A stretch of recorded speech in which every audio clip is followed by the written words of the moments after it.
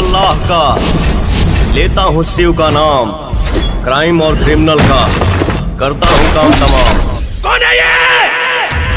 भारी light 26/11 Taj attack, Kandahar plane hijack, Mumbai train blast, उसका बदला लेना अगर मेरा।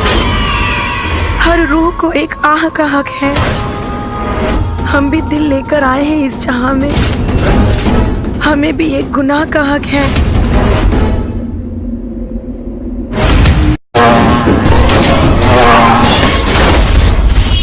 पवन सिंह हूँ बेटा, मूड बनने में थोड़ा टाइम लगता है।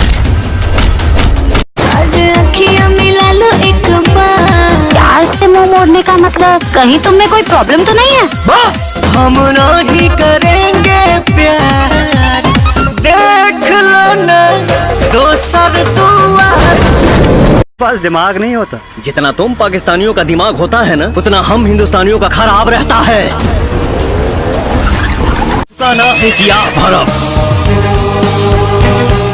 तेज तलवार नहीं, सीधे तबाह करब रे। भाई मेरे घर को ब्लास्ट मत करना।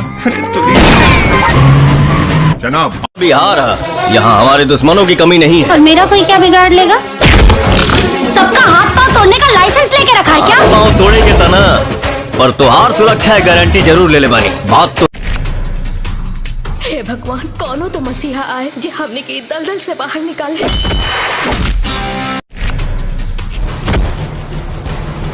ये तो सिर्फ लड़ाई का आगाज है, असली जंग तो अभी बाकी है। हमार लड़ाई व्यवस्था चिंगारी से ज्वाला बनता हूँ, बुझना मेरा काम नहीं। दुश्मन को जला के राख न कर दूं तो बजरंगी मेरा नाम नहीं।